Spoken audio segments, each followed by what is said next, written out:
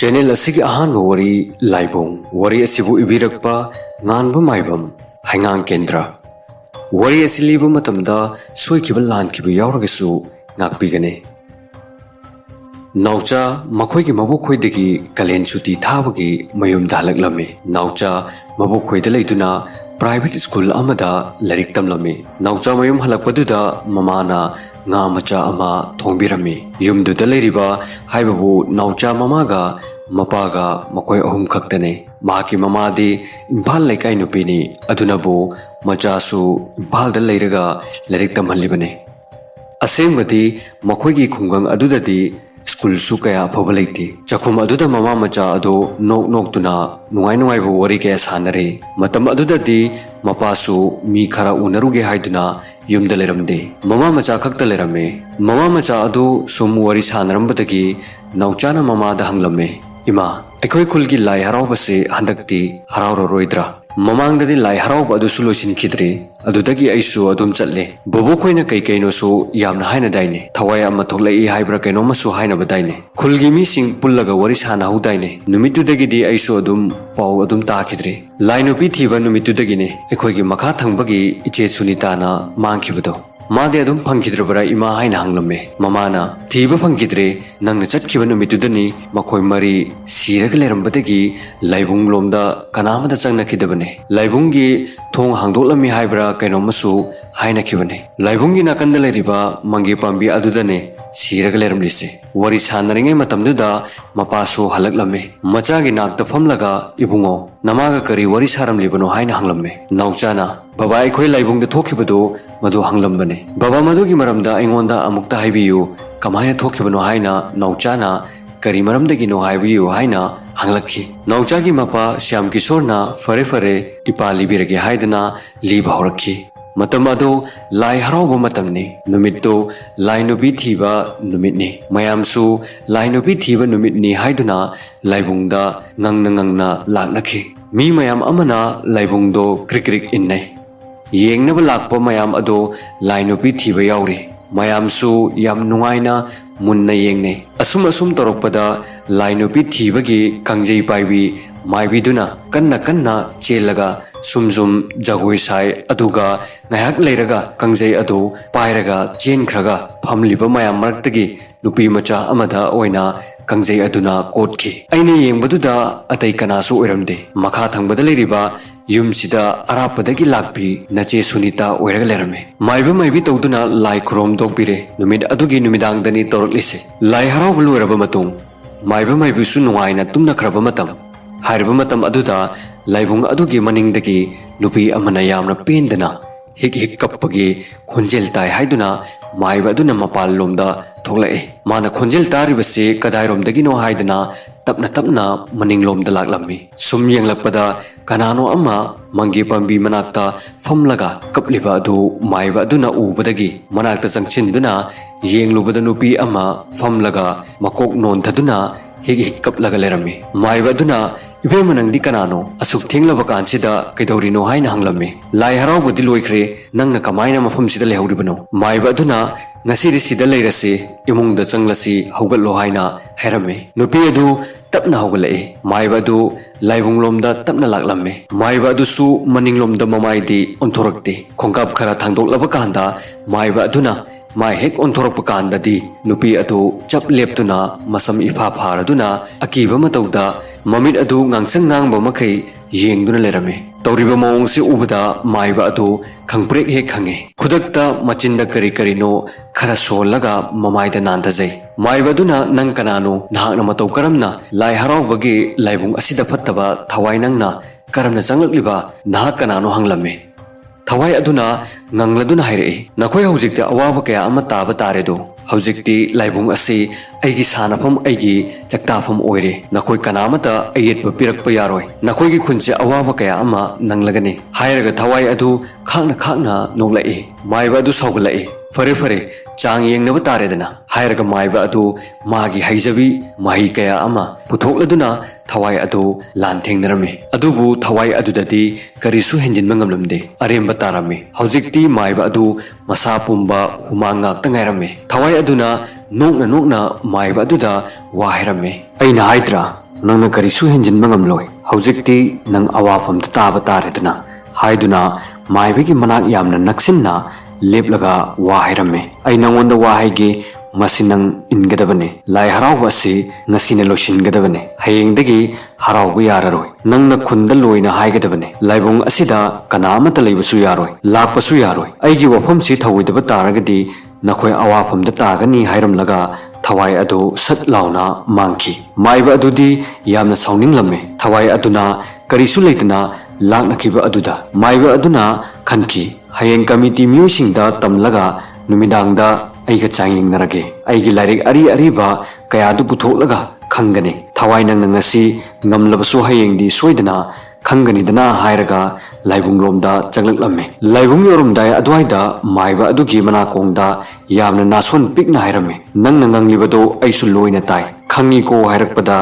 ꯃꯥꯏꯕ ꯑꯗꯨ ꯈꯪꯄ꯭ꯔꯦꯛ ꯍꯦꯛ ꯈꯪꯉꯤ ꯌꯥꯝꯅ ꯊꯨꯅ ꯂꯥꯏꯕꯨꯡꯗ ꯆꯪꯈꯤ ꯑꯗꯨꯒ ꯋꯥꯈꯜ ꯈꯟꯅ ꯈꯟꯅ ꯃꯥꯏꯕ ꯑꯗꯨ ꯑꯗꯨꯝ ꯇꯨꯝꯊꯈ꯭ꯔꯦ ꯅꯣꯡꯉꯥꯜꯂꯦ ꯃꯥꯏꯕ ꯑꯗꯨ ꯑꯌꯨꯛ ꯉꯟꯅ ꯍꯧꯒꯠꯇꯨꯅ ꯌꯥꯀꯥꯏꯔꯣꯜ ꯁꯛꯇꯨꯅ ꯃꯌꯥꯝꯕꯨ ꯍꯧꯗꯣꯛꯂꯝꯃꯤ ꯃꯍꯥꯛꯅ ꯌꯥꯀꯥꯏꯔꯣꯜ ꯁꯛꯂꯤꯉꯩꯗ ꯀꯃꯤꯇꯤ ꯃꯤꯑꯣꯏꯁꯤꯡ ꯑꯗꯨꯗꯤ ꯂꯥꯏꯕꯨꯡꯗ ꯂꯣꯏꯅ ꯌꯧꯔꯛꯂꯝꯃꯤ ꯃꯥꯏꯕ ꯑꯗꯨ ꯌꯥꯀꯥꯏꯔꯣꯜ ꯁꯛꯄ ꯂꯣꯏꯔꯗꯨꯅ ꯀꯃꯤꯇꯤ ꯃꯤꯑꯣꯏꯁꯤꯡꯗ ꯑꯣꯟꯁꯤꯜꯂꯗꯨꯅ ꯉꯁꯤ ꯅꯈꯣꯏꯒ ꯑꯔꯨꯕ ꯋꯥ ꯈꯔ ꯁꯥꯟꯅꯗꯕ ꯌꯥꯗꯦ ꯍꯥꯏꯔꯝꯃꯤ ꯀꯃꯤꯇꯤ ꯃꯤꯑꯣꯏꯁꯤꯡ ꯑꯗꯨꯗ ꯃꯥꯏꯕ ꯑꯗꯨꯅ ꯊꯣꯛꯈꯤꯕ ꯊꯧꯗꯣꯛ ꯑꯗꯨꯒꯤ ꯋꯥꯔꯤ ꯄꯨꯝꯕ ꯇꯝꯂꯝꯃꯤ ꯃꯥꯏꯕ ꯑꯗꯨꯅ ꯃꯈꯥ ꯇꯥꯅ ꯍꯥꯏꯔꯛꯏ ꯍꯣꯔꯦꯟꯁꯦ ꯂꯥꯏ ꯑꯃꯨꯛꯇ ꯈꯣꯏꯔꯨꯝꯗꯣꯛꯈꯤꯒꯦ ꯑꯗꯨꯒ ꯂꯥꯏ ꯍꯔꯥꯎꯕꯗꯤ ꯌꯥꯔꯔꯣꯏ ꯍꯥꯏꯔꯛꯏ ꯀꯔꯤꯒꯨꯝꯕ ꯍꯔꯥꯎꯔꯨꯔꯕꯗꯤ ꯈꯨꯗꯣꯡꯊꯤꯕ ꯀꯌꯥ ꯊꯣꯛꯄ ꯌꯥꯏ ꯍꯥꯏꯅꯁꯨ ꯍꯥꯏꯔꯛꯏ ꯃꯥꯏꯕ ꯑꯗꯨꯅ ꯃꯈꯥ ꯇꯥꯅ ꯍꯥꯏꯔꯛꯏ ꯉꯔꯥꯡ ꯅꯨꯃꯤꯗꯥꯡꯗꯤ ꯌꯥꯔꯦꯛꯄ ꯀꯥꯡꯕꯨ ꯑꯗꯨꯁꯨ ꯑꯃꯠꯇ ꯂꯥꯛꯅꯗꯦ ꯃꯈꯣꯏ ꯂꯩꯔꯕꯗꯤ ꯈꯔ ꯐꯒꯗꯕꯅꯤ ꯍꯥꯏꯅ ꯍꯥꯏꯔꯝꯃꯤ ꯃꯇꯝ ꯑꯗꯨꯗ ꯀꯃꯤꯇꯤ ꯃꯤꯑꯣꯏꯁꯤꯡꯒꯤ ꯃꯅꯨꯡꯗꯒꯤ ꯑꯃꯅ ꯍꯥꯏꯔꯛꯏ ꯃꯈꯣꯏꯗꯤ ꯉꯔꯥꯡ ꯂꯥꯏ ꯍꯔꯥꯎꯕ ꯂꯣꯏꯔꯝꯗꯥꯏꯗ ꯂꯣꯏꯅ ꯂꯥꯛꯅꯍꯧꯔꯕꯗꯥꯏꯅꯦ ꯃꯈꯣꯏ ꯃꯔꯤ ꯃꯉꯥꯗꯣ ꯉꯥꯎꯁꯤꯟꯅꯈ꯭ꯔꯕ ꯉꯥꯛꯇꯅꯤ ꯊꯛꯄ ꯆꯥꯕ ꯄꯥꯝꯖꯈ꯭ꯔꯕ ꯉꯥꯡꯅꯕ ꯋꯥꯈ꯭ꯔꯕ ꯃꯤ ꯉꯥꯛꯇꯅꯤ ꯍꯥꯏꯔꯛꯏ ꯃꯥꯏꯕ ꯑꯗꯨꯅ ꯍꯥꯏꯔꯛꯏ ꯐꯔꯦꯁꯦ ꯍꯣꯔꯦꯟ ꯂꯥꯏ ꯈꯨꯔꯨꯝꯗꯣꯛꯅꯕ ꯆꯪꯒꯗꯕ ꯄꯣꯠ ꯆꯩꯁꯤꯡ ꯑꯗꯨ ꯍꯥꯏꯔꯒꯦ ꯍꯥꯏꯅ ꯍꯥꯏꯔꯛꯏ ꯑꯗꯨꯕꯨ ꯈꯨꯜꯒꯤ ꯃꯤꯑꯣꯏꯁꯤꯡꯗꯤ ꯊꯣꯛꯈꯤꯕ ꯊꯧꯗꯣꯛ ꯑꯁꯤꯒꯤ ꯃꯇꯥꯡꯗ ꯂꯣꯏꯅ ꯈꯪꯂꯒ ꯋꯥ ꯋꯥ ꯂꯥꯎꯅ ꯂꯩꯅꯔꯝꯂꯦ ꯃꯈꯣꯏꯁꯨ ꯀꯤꯖꯩ ꯍꯥꯏꯅ ꯅꯨꯃꯤꯠ ꯇꯥꯁꯤꯜꯂꯛꯂꯝꯃꯤ ꯑꯁꯨꯝꯅ ꯂꯥꯏ ꯈꯣꯏꯔꯨꯝꯕꯒꯤ ꯄꯨꯡꯖꯥ ꯑꯗꯨꯁꯨ ꯌꯧꯁꯤꯜꯂꯛꯀꯗꯧꯔꯦ ꯑꯗꯨꯕꯨ ꯂꯥꯏꯕꯨꯡ ꯑꯗꯨꯗ ꯂꯩꯔꯤꯕ ꯑꯁꯤ ꯃꯥꯏꯕ ꯑꯗꯨꯒ ꯃꯥꯏꯕꯤ ꯑꯅꯤꯗꯪꯒꯅꯤ ꯀꯃꯤꯇꯤ ꯃꯤꯑꯣꯏꯁꯤꯡ ꯑꯗꯨꯗꯤ ꯂꯣꯏꯅ ꯃꯌꯨꯝꯗ ꯆꯠꯍꯟꯈ꯭ꯔꯕꯅꯤ ꯑꯁꯦꯡꯕꯗꯤ ꯃꯥꯏꯕ ꯑꯗꯨꯅ ꯍꯧꯔꯦꯟ ꯂꯥꯏ ꯈꯨꯔꯨꯝꯕꯗ ꯑꯀꯤ ꯑꯈꯪ ꯊꯣꯛꯂꯛꯄ ꯌꯥꯏ ꯍꯥꯏꯗꯨꯅ ꯃꯈꯣꯏꯁꯤꯡ ꯑꯗꯨ ꯂꯣꯏꯅ ꯃꯌꯨꯝꯗ ꯆꯠꯍꯟꯈ꯭ꯔꯕꯅꯤ ꯍꯧꯖꯤꯛꯇꯤ ꯂꯥꯏ ꯈꯨꯔꯨꯝꯕꯒꯤ ꯃꯇꯝ ꯑꯗꯨꯁꯨ ꯌꯧꯁꯤꯜꯂꯛꯂꯦ ꯅꯍꯥꯟ ꯃꯈꯩꯗꯤ ꯂꯥꯏꯕꯨꯡ ꯑꯗꯨ ꯂꯥꯏ ꯍꯔꯥꯎꯕꯒꯤ ꯃꯈꯣꯜꯇꯅ ꯅꯤꯜꯂꯝꯕꯅꯤ ꯑꯗꯨꯕꯨ ꯉꯁꯤ ꯍꯨꯏ ꯀꯌꯥ ꯑꯃ ꯈꯣꯡꯕ ꯀꯞꯄꯒꯤ ꯃꯈꯣꯜꯇꯅ ꯊꯜꯂꯝꯃꯤ ꯅꯍꯥꯟ ꯃꯈꯩ ꯃꯥꯟꯅꯗꯕ ꯀꯌꯥꯁꯨ ꯊꯣꯛꯂꯝꯃꯤ ꯃꯥꯏꯕ ꯑꯗꯨꯅ ꯂꯥꯏ ꯈꯨꯔꯨꯝꯗꯣꯛꯀꯅꯤ ꯇꯧꯔꯤꯕ ꯃꯇꯝ ꯑꯁꯤ ꯅꯨꯃꯤꯗꯥꯡꯒꯤ ꯄꯨꯡ 12 ꯇꯥꯔꯝꯗꯥꯏ ꯑꯣꯏꯔꯕꯅꯤ ꯃꯥꯏꯕ ꯑꯗꯨꯅ ꯂꯥꯏꯕꯨꯡꯒꯤ ꯅꯥꯀꯟꯗ ꯍꯧꯔꯤꯕ ꯃꯪꯒꯦ ꯄꯥꯝꯕꯤ ꯑꯗꯨꯒꯤ ꯃꯈꯣꯡ ꯑꯗꯨꯋꯥꯏꯗ ꯃꯥꯏꯕ ꯑꯗꯨꯅ ꯄꯨꯔꯛꯄ ꯄꯣꯠ ꯆꯩ ꯑꯗꯨ ꯊꯝꯂꯗꯨꯅ ꯂꯥꯏ ꯈꯨꯔꯨꯝꯕ ꯍꯧꯔꯛꯂꯝꯃꯤ ꯃꯥꯏꯕ ꯑꯗꯨꯅ ꯂꯥꯏ ꯈꯨꯔꯨꯝꯕ ꯍꯧꯔꯛꯄ ꯑꯗꯨꯗ ꯃꯅꯥꯛꯇ ꯍꯧꯔꯤꯕ ꯎ ꯋꯥꯁꯤꯡ ꯑꯗꯨ ꯀꯟꯅ ꯀꯟꯅ ꯅꯨꯡꯁꯤꯠ ꯁꯤꯠꯄ ꯍꯧꯔꯛꯂꯝꯃꯤ ꯍꯨꯏꯁꯨ ꯀꯟꯅ ꯀꯟꯅ ꯀꯞꯇꯨꯅ ꯂꯩ ꯉꯁꯤꯗꯤ ꯂꯥꯏꯕꯨꯡ ꯑꯗꯨ ꯍꯨꯏ ꯀꯞꯄ ꯅꯨꯡꯁꯤꯠ ꯀꯟꯅ ꯀꯟꯅ ꯁꯤꯠꯄ ꯎ ꯋꯥ ꯑꯃꯒ ꯊꯦꯡꯒꯥꯏꯅꯕꯒꯤ ꯃꯈꯣꯜ ꯇꯤꯟ ꯀꯥꯡ ꯈꯣꯡꯕꯒꯤ ꯃꯈꯣꯜ ꯉꯥꯛꯇ ꯇꯥꯔꯝꯃꯤ ꯑꯁꯨꯝꯅ ꯇꯧꯔꯕꯁꯨ ꯃꯥꯏꯕ ꯑꯗꯨꯅ ꯂꯥꯏ ꯈꯨꯔꯨꯝꯕ ꯍꯧꯔꯛꯂꯝꯃꯤ ꯃꯆꯤꯟꯗ ꯀꯔꯤ ꯀꯔꯤꯅꯣ ꯁꯣꯜꯂꯒ ꯇꯩꯔꯦꯟ ꯑꯗꯨ ꯐꯠ ꯐꯠ ꯀꯜꯂꯤ ꯉꯥꯏꯍꯥꯛ ꯂꯩꯔꯒ ꯃꯪꯒꯦ ꯄꯥꯝꯕꯤ ꯃꯅꯤꯡꯂꯣꯝꯗꯒꯤ ꯃꯃꯥꯏꯗ ꯃꯁꯝ ꯊꯥꯗꯔꯗꯨꯅ ꯃꯨꯁꯨꯛ ꯃꯨꯕ ꯃꯁꯥ ꯑꯗꯨ ꯏꯈꯦꯡ ꯑꯣꯏ ꯍꯤꯡꯒꯥꯏ ꯃꯅꯝ ꯑꯣꯏ ꯇꯧꯕ ꯃꯅꯝ ꯅꯝꯊꯤꯕ ꯑꯃ ꯅꯝꯂꯝꯃꯤ ꯃꯥꯏꯕ ꯑꯗꯨ ꯃꯆꯤꯟꯗ ꯁꯣꯟꯕꯗꯤ ꯂꯦꯞꯇꯦ ꯇꯩꯔꯦꯟ ꯑꯗꯨꯁꯨ ꯐꯠ ꯐꯠ ꯀꯜꯂꯤ ꯊꯋꯥꯏ ꯑꯗꯨ ꯍꯧꯖꯤꯛꯇꯤ ꯃꯥꯏꯕ ꯑꯗꯨꯒꯤ ꯃꯃꯥꯡꯗ ꯂꯦꯞꯂꯔꯦ ꯎꯍꯜꯂꯔꯦ ꯃꯇꯝ ꯑꯗꯨꯗ ꯃꯥꯏꯕ ꯑꯗꯨꯅ ꯊꯋꯥꯏ ꯑꯗꯨꯗ ꯋꯥ ꯍꯪꯕ ꯍꯧꯔꯛꯂꯝꯃꯤ ꯅꯪ ꯀꯅꯥꯅꯣ ꯊꯋꯥꯏ ꯐꯠꯇꯕ ꯅꯪꯅ ꯀꯔꯤꯒꯤ ꯂꯥꯏꯕꯨꯡ ꯑꯁꯤꯗ ꯂꯩꯔꯤꯕꯅꯣ ꯀꯔꯤꯒꯤ ꯃꯌꯥꯝꯕꯨ ꯑꯋꯥꯕ ꯄꯤꯔꯤꯕꯅꯣ ꯍꯥꯏꯅ ꯋꯥꯍꯪ ꯍꯪꯂꯗꯨꯅ ꯃꯥꯏꯕ ꯑꯗꯨꯅ ꯇꯩꯔꯦꯟ ꯑꯗꯨ ꯐꯠ ꯐꯠ ꯀꯜꯂꯤ ꯊꯋꯥꯏ ꯑꯗꯨꯅ ꯃꯥꯏꯕ ꯑꯗꯨꯒꯤ ꯄꯥꯎꯈꯨꯝ ꯄꯤꯗꯅ ꯑꯁꯨꯝꯅ ꯈꯨꯝꯂꯛꯈꯤ ꯍꯦ ꯃꯥꯏꯕ ꯅꯪꯅ ꯇꯧꯖꯔꯤꯕ ꯃꯌꯥꯝꯗꯣ ꯑꯩꯉꯣꯟꯗꯗꯤ ꯀꯔꯤꯁꯨ ꯀꯥꯟꯅꯔꯣꯏ ꯑꯩꯅ ꯍꯥꯏꯔꯤꯕ ꯑꯁꯤꯅꯤ ꯍꯌꯦꯡꯗꯒꯤ ꯂꯥꯏꯕꯨꯡ ꯑꯁꯣꯝꯗ ꯀꯅꯥ ꯑꯃꯠꯇ ꯆꯪꯂꯛꯄ ꯌꯥꯔꯣꯏ ꯅꯈꯣꯏꯁꯨ ꯃꯐꯝ ꯑꯁꯤ ꯊꯥꯗꯣꯛꯇꯨꯅ ꯅꯊꯋꯥꯏ ꯍꯤꯡꯖꯅꯕ ꯆꯠꯈꯤꯒꯗꯕꯅꯤ ꯊꯋꯥꯏ ꯑꯗꯨꯒꯤ ꯋꯥ ꯑꯗꯨ ꯇꯥꯕꯗ ꯃꯥꯏꯕ ꯑꯗꯨꯅ ꯅꯪꯅ ꯉꯝꯂꯒ ꯑꯩꯕꯨ ꯍꯥꯠꯂꯣ ꯑꯗꯨꯒ ꯑꯩꯅ ꯉꯝꯂꯒꯅ ꯅꯪꯕꯨ ꯂꯥꯏꯔꯝꯂꯦꯟꯗ ꯊꯥꯒꯅꯤ ꯍꯥꯏꯗꯨꯅ ꯃꯥꯏꯕ ꯑꯗꯨꯅ ꯄꯥꯏꯔꯤꯕ ꯇꯥꯏꯔꯦꯟ ꯑꯗꯨ ꯀꯔꯤ ꯀꯔꯤꯅꯣ ꯈꯔ ꯁꯣꯜꯂꯒ ꯊꯋꯥꯏ ꯑꯗꯣꯝꯗ ꯂꯪꯁꯤꯜꯂꯝꯃꯤ꯫ ꯇꯥꯏꯔꯦꯟꯗ ꯆꯣꯠꯂꯤꯕ ꯏꯁꯤꯡ ꯑꯗꯨ ꯍꯦꯛ ꯊꯋꯥꯏ ꯑꯗꯨꯗ ꯄꯥꯟꯈꯤꯕꯗꯒꯤ ꯊꯋꯥꯏ ꯑꯗꯨ ꯁꯥꯎꯕ ꯍꯦꯟꯒꯠꯂꯛꯂꯝꯃꯤ꯫ ꯊꯋꯥꯏ ꯑꯗꯨꯅ ꯁꯥꯎꯔꯗꯨꯅ ꯃꯥꯏꯕ ꯑꯗꯨꯒꯤ ꯃꯈꯧꯔꯤ ꯑꯗꯨ ꯃꯦꯠꯈꯠꯂꯝꯃꯤ꯫ ꯃꯥꯏꯕ ꯑꯗꯨꯁꯨ ꯁꯣꯔ ꯍꯣꯟꯕ ꯋꯥꯔꯝꯃꯤ꯫ ꯊꯋꯥꯏ ꯑꯗꯨꯅ ꯑꯃꯨꯛ ꯃꯈꯣꯡ ꯄꯥꯏꯔꯗꯨꯅ ꯁꯣꯔꯁꯨ ꯂꯥꯛꯇꯨꯅ ꯆꯤꯡꯂꯝꯃꯤ꯫ ꯍꯧꯖꯤꯛꯇꯤ ꯃꯥꯏꯕ ꯑꯗꯨꯁꯨ ꯆꯩꯊꯦꯡ ꯀꯌꯥ ꯅꯪꯂꯦ꯫ ꯃꯥꯏꯕ ꯑꯗꯨꯒꯤ ꯃꯍꯩ ꯄꯨꯝꯕ ꯊꯋꯥꯏ ꯑꯗꯨꯗ ꯀꯔꯤꯁꯨ ꯆꯪꯕ ꯉꯝꯗꯕ ꯑꯗꯨꯗ ꯃꯥꯏꯕ ꯑꯗු ꯀꯤꯕ ꯍꯧꯔꯛꯂꯝꯃꯤ꯫ ꯑꯁꯨꯝꯅ ꯂꯩꯔꯤꯉꯩꯗ ꯏꯈꯦꯡꯇꯅ ꯊꯜꯂꯕ ꯌꯦꯡꯕꯗ ꯑꯀꯤꯕ ꯁꯛꯇꯝ ꯑꯣꯏꯔꯕ ꯊꯋꯥꯏ ꯑꯗꯨꯅ ꯃꯥꯏꯕ ꯑꯗꯨꯅ ꯋꯥ ꯈꯔ ꯍꯥꯏꯔꯝꯃꯤ꯫ ꯑꯩꯅ ꯍꯥꯏꯗ꯭ꯔꯥ ꯑꯩꯉꯣꯟꯗ ꯁꯥꯟꯅꯔꯛꯀꯅꯨ, ꯍꯧꯖꯤꯛ ꯅꯪꯒꯤ ꯅꯊꯋꯥꯏ ꯂꯧꯕꯗ ꯀꯅꯥꯅꯁꯨ ꯊꯤꯡꯕ ꯉꯝꯂꯣꯏ꯫ ꯑꯗꯨꯕꯨ ꯑꯩꯅꯗꯤ ꯅꯪꯕꯨ ꯍꯥꯠꯄꯤꯔꯣꯏ ꯍꯥꯏꯅ ꯍꯥꯏꯔꯛꯏ꯫ ꯊꯋꯥꯏ ꯑꯗꯨꯅ ꯃꯈꯥ ꯇꯥꯅ ꯍꯥꯏꯔꯛꯏ, ꯑꯩꯉꯣꯟꯗ ꯁꯤꯡꯅꯔꯛꯀꯅꯨ, ꯑꯩ ꯋꯥ ꯈꯔ ꯍꯥꯏꯒꯦ ꯃꯨꯟꯅ ꯇꯥꯎ꯫ ꯃꯐꯝ ꯑꯁꯤ ꯑꯩꯒꯤ ꯁꯥꯟꯅꯐꯝꯅꯤ, ꯑꯩꯒꯤ ꯆꯥꯛꯇꯥꯐꯝꯅꯤ꯫ ꯅꯈꯣꯏ ꯀꯔꯤꯁꯨ ꯊꯤꯡꯕ ꯉꯝꯂꯣꯏ꯫ ꯈꯨꯜꯁꯦ ꯑꯋꯥꯕ ꯈꯔ ꯅꯪꯍꯜꯂꯒꯅꯤ꯫ ꯅꯈꯣꯏꯁꯨ ꯍꯌꯦꯡ ꯃꯐꯝ ꯑꯁꯤ ꯊꯥꯗꯣꯛꯇꯨꯅ ꯆꯠꯈꯤꯒꯗꯕꯅꯤ꯫ ꯑꯗꯨꯒ ꯂꯥꯏꯕꯨꯡ ꯑꯁꯤꯗ ꯆꯪꯂꯛꯄ ꯃꯈꯩꯗꯤ ꯑꯩꯅ ꯂꯦꯝꯅ ꯊꯥꯔꯣꯏ꯫ ꯈꯨꯜ ꯑꯁꯤꯗꯒꯤ ꯃꯤꯑꯣꯏ 4-5ꯗꯤ ꯑꯩꯅ ꯍꯥꯠꯀꯅꯤ ꯍꯥꯏꯔꯗꯨꯅ ꯌꯥꯝꯅ ꯀꯟꯅ ꯅꯣꯛꯇꯨꯅ ꯍꯥꯏꯔꯛꯂꯝꯃꯤ꯫ ꯑꯃꯨꯛꯀꯁꯨ ꯊꯋꯥꯏ ꯑꯗꯨꯅ ꯍꯥꯏꯔꯛꯏ, ꯅꯪꯒꯤ ꯑꯣꯖꯥ ꯃꯩꯆꯧ ꯑꯗꯨ ꯀꯧꯔꯛꯎ, ꯑꯩ ꯃꯥꯒ ꯋꯥꯔꯤ ꯁꯥꯟꯅꯒꯦ꯫ ꯍꯥꯏꯔꯝꯂꯒ ꯊꯋꯥꯏ ꯑꯗꯨ ꯃꯥꯡꯈꯤꯔꯝꯃꯤ꯫ ꯊꯋꯥꯏ ꯑꯗꯨꯅ ꯆꯠꯈꯤꯕꯒ ꯁꯤꯠꯂꯝꯕ ꯅꯨꯡꯁꯤꯠ, ꯎ ꯋꯥ, ꯈꯣꯡꯂꯝꯕ ꯍꯨꯏꯁꯤꯡ ꯑꯗꯨ ꯆꯞ ꯍꯦꯛ ꯂꯦꯞꯈꯤꯔꯝꯃꯤ꯫ ꯃꯥꯏꯕ ꯑꯗꯨ ꯍꯧꯖꯤꯛꯇꯤ ꯃꯁꯥ ꯌꯥꯝꯅ ꯋꯥꯔꯝꯃꯤ, ꯑꯁꯣꯛꯄꯁꯨ ꯌꯥꯎꯔꯝꯃꯤ꯫ ꯑꯁꯨꯝꯅ ꯃꯥꯏꯕ ꯑꯗꯨ ꯁꯣꯛꯂꯕꯁꯨ ꯇꯞꯅ ꯇꯞꯅ ꯂꯥꯏꯕꯨꯡꯂꯣꯝꯗ ꯆꯪꯈꯤꯔꯝꯃꯤ꯫ ꯑꯗꯨꯒ ꯃꯥꯏꯕ ꯑꯗꯨ ꯐꯃꯨꯡꯗ ꯍꯤꯞꯂꯒ ꯋꯥꯈꯜ ꯈꯜꯂꯝꯃꯤ, ꯀꯔꯤꯒꯤꯅꯣ ꯊꯋꯥꯏ ꯑꯁꯤꯅ ꯑꯁꯨꯛ ꯃꯄꯥꯡꯒꯜ ꯀꯜꯂꯤꯕ ꯑꯁꯤꯕꯨ? ꯀꯔꯝꯕ ꯊꯋꯥꯏ ꯑꯣꯏꯔꯕꯖꯥꯠꯅꯣ? ꯑꯗꯨꯒ ꯑꯩꯒꯤ ꯑꯣꯖꯥ ꯃꯩꯆꯧꯕꯨꯅ ꯃꯇꯧ ꯀꯔꯝꯅ ꯈꯪꯂꯤꯕ? ꯍꯥꯏꯗꯅ ꯋꯥꯈꯜ ꯇꯧꯗꯨꯅ ꯅꯨꯃꯤꯠ ꯑꯗꯨꯃꯗꯤ ꯍꯧꯈ꯭ꯔꯦ꯫ ꯑꯁꯨꯝꯅ ꯅꯣꯡꯉꯥꯜꯂꯛꯄꯗ ꯈꯨꯜꯒꯤ ꯃꯤꯑꯣꯏꯁꯤꯡꯒꯤ ꯀꯃꯤꯇꯤ ꯃꯤꯑꯣꯏꯁꯤꯡꯒ ꯎꯅꯔꯒ ꯋꯥꯔꯤ ꯁꯥꯅꯔꯝꯃꯤ꯫ ꯃꯥꯏꯕ ꯑꯗꯨꯅ ꯉꯔꯥꯡ ꯊꯣꯛꯈꯤꯕ ꯑꯗꯨꯁꯨ ꯂꯣꯏꯅ ꯇꯝꯂꯤ꯫ ꯃꯥꯏꯕ ꯑꯗꯨꯅ ꯃꯈꯥ ꯇꯥꯅ ꯍꯥꯏꯔꯛꯏ, ꯑꯩꯗꯤ ꯎꯄꯥꯏ ꯂꯩꯇ꯭ꯔꯤ, ꯑꯩꯈꯣꯏꯗꯤ ꯆꯠꯂꯒꯦ, ꯂꯥꯏ ꯍꯔꯥꯎꯕ ꯑꯁꯤ ꯂꯣꯏꯁꯤꯟꯕ ꯉꯝꯗ꯭ꯔꯤ꯫ ꯃꯌꯥꯝꯁꯨ ꯆꯦꯛꯁꯤꯟꯕꯤꯌꯨ ꯍꯥꯏꯕꯤꯔꯝꯃꯤ꯫ ꯃꯥꯏꯕ ꯑꯗꯨꯅ ꯆꯠꯂꯝꯗꯥꯏꯗ ꯍꯥꯏꯕꯤꯔꯝꯃꯤ, ꯂꯥꯏꯕꯨꯡ ꯑꯁꯣꯝꯗ ꯆꯪꯒꯅꯨ, ꯑꯋꯥ ꯑꯅꯥ ꯇꯥꯔꯛꯀꯅꯤ, ꯆꯦꯛꯁꯤꯟꯅ ꯂꯩꯌꯨ, ꯑꯗꯨꯒ ꯑꯩꯒꯤ ꯑꯣꯖꯥ ꯃꯩꯆꯧ ꯑꯗꯨ ꯀꯧꯗꯨꯅ ꯑꯃꯨꯛꯇ ꯌꯦꯡꯍꯜꯂꯨ, ꯃꯥꯅꯗꯤ ꯁꯣꯏꯗꯅ ꯉꯝꯒꯅꯤ ꯍꯥꯏꯗꯨꯅ ꯂꯩꯐꯝꯁꯨ ꯄꯨꯟꯅ ꯇꯥꯛꯄꯤꯔꯝꯗꯨꯅ ꯃꯥꯏꯕ ꯃꯥꯏꯕꯤ ꯑꯗꯨ ꯃꯌꯨꯝ ꯇꯝꯅ ꯆꯠꯈꯤꯔꯝꯃꯤ꯫ ꯃꯈꯣꯏꯒꯤꯁꯨ ꯑꯋꯥꯃꯜ ꯈꯔꯁꯨ ꯄꯤꯈ꯭ꯔꯦ꯫ ꯍꯧꯖꯤꯛꯇꯤ ꯍꯥꯏꯅ ꯍꯥꯏꯅ ꯈꯨꯜ ꯑꯁꯤꯒꯤ ꯃꯤ ꯈꯛꯇꯃꯛ ꯉꯥꯏꯍꯧꯔꯦ꯫ ꯈꯨꯟꯒꯤ ꯃꯤ ꯈꯨꯗꯤꯡꯃꯛ ꯄꯨꯜꯂꯗꯨꯅ ꯋꯥ ꯈꯟꯅꯕ ꯍꯧꯔꯝꯃꯤ꯫ ꯀꯃꯤꯇꯤꯁꯤꯡꯅꯁꯨ ꯃꯌꯥꯝꯗ ꯋꯥ ꯍꯥꯏꯕ ꯍꯧꯔꯛꯂꯝꯃꯤ꯫ ꯈꯨꯟꯒꯤ ꯂꯥꯏꯕꯨꯡ ꯑꯁꯤꯗ ꯀꯅꯥꯁꯨ ꯆꯪꯂꯨꯒꯅꯨ꯫ ꯂꯥꯏꯕꯨꯡ ꯑꯁꯤꯗ ꯊꯋꯥꯏ ꯑꯃ ꯊꯣꯛꯇꯨꯅ ꯃꯥꯒꯤ ꯁꯥꯟꯅꯐꯝ ꯑꯣꯏꯔꯒ ꯂꯩꯔꯤ꯫ ꯑꯩꯈꯣꯏꯅ ꯆꯪꯕ ꯇꯥꯔꯒꯗꯤ ꯑꯋꯥꯕ ꯈꯨꯗꯣꯡꯊꯤꯕ ꯀꯌꯥ ꯁꯣꯏꯗꯅ ꯇꯥꯒꯅꯤ꯫ ꯃꯌꯥꯝꯁꯨ ꯆꯦꯛꯁꯤꯟꯕꯤꯌꯨ ꯍꯥꯏꯔꯝꯃꯤ꯫ ꯑꯁꯨꯝꯅ ꯃꯥꯏꯕ ꯑꯗꯨꯅ ꯃꯌꯥꯝꯁꯨ ꯂꯥꯏꯕꯨꯡꯗ ꯆꯪꯗꯅꯕ ꯆꯦꯛꯁꯤꯟꯅꯕ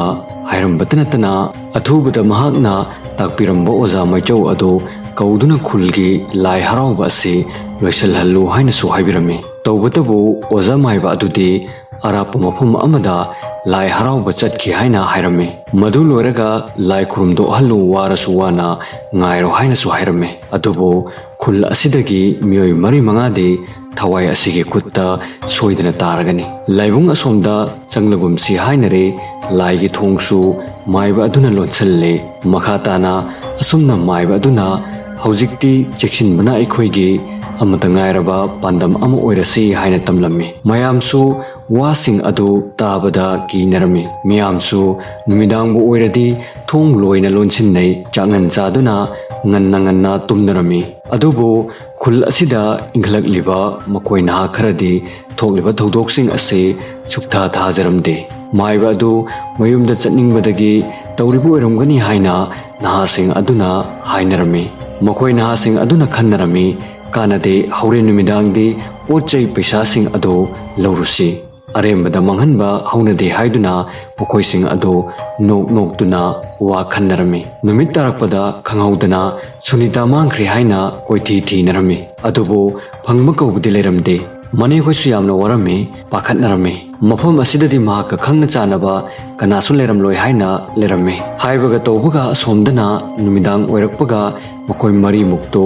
ꯆꯥꯛ ꯆꯥꯊꯣꯛꯅꯔꯦ꯫ ꯑꯗꯨꯒ ꯃꯈꯣꯏ 4 ꯑꯗꯨ ꯑꯃꯨꯛ ꯄꯨꯜꯂꯔꯦ꯫ ꯃꯈꯣꯏꯅ ꯍꯥꯏꯅꯔꯝꯃꯤ, ꯆꯪꯂꯁꯤ, ꯍꯧꯖꯤꯛꯇꯤ ꯀꯅꯥ ꯑꯃꯠꯇ ꯎꯔꯔꯣꯏ, ꯃꯤ ꯂꯣꯏꯅ ꯆꯥꯛ ꯆꯥꯔꯒ ꯇꯨꯝꯅꯈ꯭ꯔꯦ, ꯂꯥꯏ ꯍꯔꯥꯎꯕꯁꯨ ꯂꯣꯏꯁꯤꯟꯈꯤꯗ꯭ꯔꯦ, ꯀꯅꯥ ꯑꯃꯠꯇꯅꯁꯨ ꯄꯣꯠ ꯆꯩꯁꯤꯡ ꯑꯗꯨ ꯂꯧꯔꯝꯈꯤꯔꯣꯏ ꯂꯦꯡꯗꯅ ꯂꯩꯔꯝꯈꯤꯅꯤ ꯍꯥꯏꯅꯗꯨꯅ ꯃꯈꯣꯏꯁꯤꯡ ꯑꯗꯨ ꯂꯥꯏꯕꯨꯡ ꯇꯝꯅ ꯆꯪꯂꯝꯃꯤ ꯂꯥꯏꯕꯨꯡꯒꯤ ꯒꯦꯠ ꯑꯗꯨ ꯍꯦꯛ ꯆꯪꯕꯒ ꯂꯤꯟ ꯑꯃꯨꯕ ꯑꯃ ꯁꯠ ꯂꯥꯎꯅ ꯆꯠꯈꯤ ꯑꯗꯨꯕꯨ ꯊꯧꯋꯥ ꯁꯥꯗꯅ ꯃꯈꯣꯏ ꯄꯨꯂꯞ ꯆꯪꯁꯤꯜꯂꯝꯃꯤ ꯑꯗꯨꯒ ꯊꯣꯡ ꯑꯗꯨꯗ ꯂꯣꯜꯂꯤꯕ ꯁꯣ ꯑꯗꯨ ꯊꯨꯒꯥꯏꯅꯅꯕ ꯌꯥꯝꯅ ꯀꯟꯅ ꯍꯣꯠꯅꯔꯝꯃꯤ ꯃꯇꯝ ꯑꯗꯨ ꯌꯥꯝꯅ ꯊꯦꯡꯕꯗꯤ ꯅꯠꯇꯦ नुमिदांगी पुंग 10 ताबता ngairi nahan makhaydi lai harobagi makolta tarambani hojikti hui khongba tinkang khongbagi makolta ngairami numit asimadi akibagi numit amo oirami adubo naha makhoidi thawwa saramde makhoidi manungi pochai makhaido lautholaga pukhinabata khalami makhoina so adu thugaina hotnarbasu yaramkhide nupa amana aswaidagi nung khulao aduga thugaisi hairaklammi matam aduda nupa amana nung thiba chatkirame sum thirakpada mange pambi manakta taaduna lairiba nung ama ure nung adu khullaga hogulakpa matamdadi leptuna lairiba adu ure mamai aduda amubu masam thadaraduna ikheng manam namba ama mangonde yengduna nopet tawduna leramba adu urubada wa amata haiba ngamdana ima hairamlaga wan thakirame thawai aduna nupa adugi masada changsanduna तमना तमना मखोय गे लाकमिनबसिंग अदुगी मनाक्ता चंगलम्मे मखोय खरा अदुना ngangnaba hawraklami karino fagiro tawrisibo nung lawba chatkhraga keidoraga leirino haina thawai changliba nupa aduna asomda nung amata tahaude heraklami nupa ama amuk asomda nung thiba chatkhirami aduga thawai changliba nupa aduna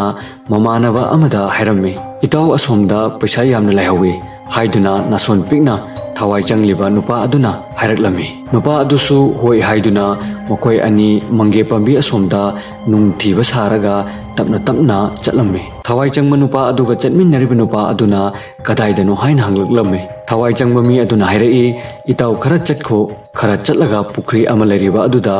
yengu hairaklamme mange pambi dagi khara chatlaga pukri ama khak lei yamna chawbu budi natte ising choknaribane thawai aduna pukri gi ising gi mahutta nupa adugi mamitta sel thum ngakta uhalami nupa adu harau harau chenchanduna paisa mayam adugi mathakta walami adubo asengbadi paisa natabanina mamitta paisa mayam oina uhanbanina ngayak leiragadi nupa adu thawai aduna masam paiduna isingda namsinduna halame asumna hatlaga tamna amu laklaga thong manakta leiriba aduda amukasu paisa mayam ama lehaure laurusi haina kokthoklammi nupa aduna kadai da lehogano hanglakpada thawai aduna mange pambi manak asomda lao hairaga nupa adubo mange pambi manakta purai nupa adudi tarang marang tawduna mange pambi mathakta kakhatlami matam aduda thawai aduna thauri yachanduna hatlaga thaurine yanthaduna mange pambi aduda thamle asumna hatoklaga tapna tapna mu so thugaifam adomda amuk chatlamme matam aduda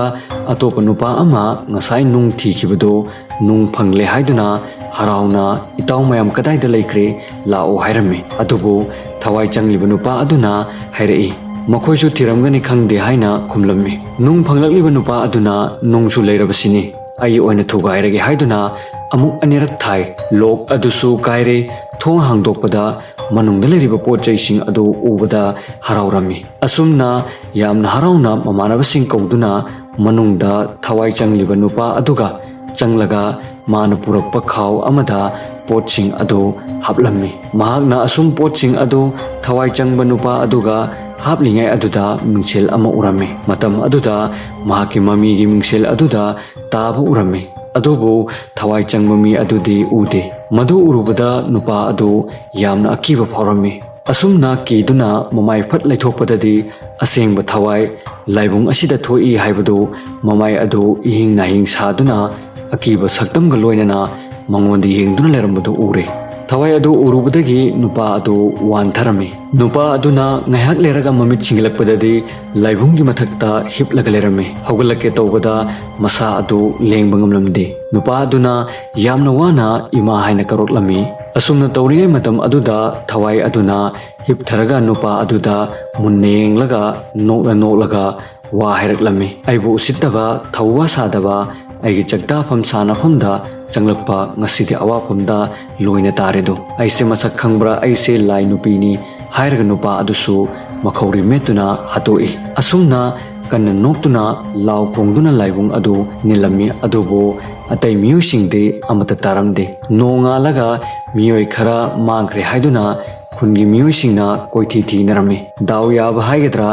lai harauramba maiba adu amuk magi pochai khara kauramle haiduna miyoi kharaga laibung asomda changlamme asumna changlakpada lai mamangda miyoi amata aduna leiba adu urame manak changchinduna yenglubada ngarang mangkhre haina thinariba mising adugi manungda amu oirame asumna maiba aduga asum akoibaduda thirakpada mangkhreba miyosing adu thawai yaudraba hakjang oina loina phangle asumna phangbadagi makoigi mathau mangam tokthokle adubu mangkhibada phangdana leiriba asi Sunita hariba nupi asi tangni mayam punduna laibung asida amu hanna changlaroisi hainarami warepnarami adubu makoi marigi manungda thawai changlaga leikhiba nupa aduga Sunita ga tangaire thiba phangdriba asi thawai adugi mikap mirau kholtana laibung adu inin nilammi magi tengtha khol adu kanana su khangbiramde asomdana mangkhraba Sunita gi photo yengladuna higna kaptuna leiri Sunita gi manena makhutna photo adu naladuna wa haina kapli ibe manangbu udaba kuireda ichana aigi nakta lakpasidi ichabu mangnanaba tarabro haina kaptuna leiri nangbu kadaida leige nangbu uraktaba chayol ama surakle napuda aibu kari hayu haibno namanapa masakhang jahudraba nangna nane aingonda ima haina kaubado takidaba kuire haina kaplammi khulgi mi singsu maiba maichaubu thiba chatkibane adubu lai harauba chatki haiduna mayumda leiramde khulgi mangkhiba thawai changkhiba nupa adusu matam khara leiraba matungda nupa adu pukhri da siraga taraga leirambadagi mayam changduna lokhatkhi mama mapasu yamna kapkhi mayam changduna mathau mangam losinbikhi khunja sing adu yamna kinarami khanghaudana asumna taroliba asi kanagi thawaino karigi khunja singda awaba piribano kari matauno tawriba asibu hainarami matam khara leiraba matungda Sunita gi mapu adu Sunita gi mane koida laklammi aduga mane ga unarammi mapuduna mane da Sunita di isudu udaba kuire aisu arapada lai harauba chatluba ngarang tahlakpani hairammi isu Sunita dubu udeda ibema mabu kadaida chatkibage haina hanglammi Sunita gi mane adu mapu adugi wahai taba ngamdraduna mamitta ira chelaga mapuda yenglammi mapuduna kaidore ibema nangna kaplibadi kaidoba yaurage sengna hayo hairammi mane chawbina pupu aikhoigi Sunita do hairaga leplammi mapuna Sunita kaidorabano haina hanglaklammi chawbina ipu Sunita do lai nupi thiba numittagi ngasi fawba thiba phangkhidre haina hairammi mana leitaba numit adudagi thokhiba thodok adu mapuda loina tamlammi wari sing adu tarba matungda mapu adu hek kaplammi ngayak leraga mapu aduna ingna chikna wa haiba horaklammi chawbi Sunita hinglamgani haibadi thajadre ai chatlage aduga nongnini leraga amuk lakke haiduna chatkhi mapu adu asengbadi mayumda hankhibanatte lai haraubada maibo oiramba adugi mayumda chatkibani maiba adugi sumangda lepladuna kauraklammi ibungo rajo leibro haiduna kauraklammi rajo su imungdagi thoklammi maiba rajona sumangda lepliba ahal adu ubada oza haiduna kurummi hojikti khangmangamle Sunita gi mapu asi maiba rajugi satrani haiba maiba maichau hairiba asina Sunita gi mapu asibune asumna maiba maichau Sunita gi na mapu asina wa hanglammi lai haraubulo sindriba karigino hanglammi rajona oza hairaduna mamangda thokhiba thodok adu punna tamlammi asumna lai haraubulo sinkhidabani haina hairammi maiba maichauna hayeng asi laibungda lai khurumusi kanagi thawaino haibadu ai yengi haiduna hairakhi maiba rajosu hoi oza hairaduna lainarmi maiba maichau amadi maiba rajo makhoi ani punduna khulda amuk halakhi aduga khunjasing aduga wa tanarami khunjasing adusu ozana phajana sinbiyo hairakhi numidang athengbada khoirumsi haiduna numidang ngairamki haina numidang su oiraklammi lai khurumbada changadaba potlamsing adu puduna laibungda changki laibungi mamang oirapna maiba ani adu phamdaraga lai khoirumba horaklammi matam aduda ꯎ ꯋꯥꯁꯤꯡ ꯑꯗꯨ ꯀꯟꯅ ꯀꯟꯅ ꯅꯣꯝ ꯍꯥꯏꯔꯝꯃꯤ, ꯅꯨꯡꯁꯤꯠꯁꯨ ꯀꯟꯅ ꯁꯤꯠꯂꯝꯃꯤ, ꯍꯨꯏꯁꯨ ꯀꯟꯅ ꯀꯟꯅ ꯀꯞꯂꯝꯃꯤ, ꯃꯐꯝ ꯑꯗꯨ ꯌꯥꯝꯅ ꯇꯝꯊꯤꯕ ꯃꯑꯣꯡꯗ ꯇꯧꯔꯛꯈꯤ꯫ ꯉꯥꯏꯍꯥꯛꯇꯪ ꯂꯩꯔꯒꯗꯤ ꯁꯤꯠꯂꯝꯕ ꯅꯨꯡꯁꯤꯠ, ꯀꯞꯂꯝꯕ ꯍꯨꯏ ꯂꯦꯞꯈꯤꯔꯝꯃꯤ꯫ ꯃꯥꯏꯕꯁꯤꯡ ꯑꯗꯨꯁꯨ ꯂꯥꯏ ꯈꯨꯔꯨꯝꯕꯗꯤ ꯂꯦꯞꯂꯝꯗꯦ꯫ ꯑꯁꯨꯝꯅ ꯇꯧꯕꯅ ꯊꯋꯥꯏ ꯑꯗꯨ ꯂꯥꯛꯂꯦ, ꯃꯈꯣꯏꯒꯤ ꯃꯃꯥꯡꯗ ꯂꯦꯞꯂꯗꯨꯅ ꯄꯨꯄꯨ ꯍꯥꯏꯅ ꯀꯧꯔꯛꯂꯝꯃꯤ꯫ ꯈꯣꯟꯖꯦꯜ ꯑꯗꯨ ꯇꯥꯕꯗ ꯃꯥꯏꯕ ꯑꯅꯤꯃꯛ ꯃꯃꯤꯠ ꯄꯥꯡꯊꯣꯛꯂꯝꯃꯤ꯫ ꯍꯧꯖꯤꯛꯇꯤ ꯎꯔꯦ, ꯈꯪꯂꯦ, ꯃꯥꯡꯈꯤꯕ ꯁꯨꯅꯤꯇꯥꯒꯤ ꯊꯋꯥꯏ ꯑꯗꯨꯅ ꯃꯄꯨꯒꯤ ꯃꯥꯡꯗ ꯂꯦꯞꯂꯔꯦ꯫ ꯑꯉꯧꯕ ꯐꯤꯖꯣꯜ ꯁꯦꯠꯂꯗꯨꯅ, ꯃꯃꯤꯠꯇ ꯏꯔꯥ ꯆꯦꯜꯂꯗꯨꯅ ꯃꯄꯨꯗ ꯌꯦꯡꯗꯨꯅ ꯂꯩꯔꯤꯕ ꯑꯗꯨ ꯎꯕꯗ ꯃꯄꯨ ꯑꯗꯨꯁꯨ ꯈꯥꯡꯕ ꯉꯝꯗꯕꯗꯒꯤ ꯍꯦꯛ ꯍꯦꯛ ꯀꯞꯂꯝꯃꯤ꯫ ꯄꯨꯄꯨꯒꯤ ꯁꯨꯅꯤꯇꯥ ꯍꯥꯏꯔꯒ ꯌꯦꯡꯅꯔꯒ ꯀꯞꯃꯤꯟꯅꯈꯤ꯫ ꯑꯁꯨꯝꯅ ꯊꯋꯥꯏ ꯑꯗꯨ ꯀꯅꯥꯅꯣ ꯍꯥꯏꯕꯗꯨ ꯃꯁꯛ ꯈꯪꯈꯤ꯫ ꯃꯥꯏꯕ ꯑꯅꯤ ꯑꯗꯨꯅ ꯊꯋꯥꯏ ꯑꯗꯨꯅ ꯃꯈꯥ ꯇꯥꯅ ꯑꯌꯦꯠꯄ ꯂꯥꯛꯇꯅꯕ ꯃꯉꯝ ꯃꯊꯧ ꯇꯧꯕꯤꯗꯨꯅ ꯈꯨꯜ ꯑꯗꯨ ꯑꯀꯤꯕ ꯀꯣꯛꯍꯟꯗꯨꯅ ꯅꯨꯡꯉꯥꯏꯅ ꯂꯩꯈꯤ꯫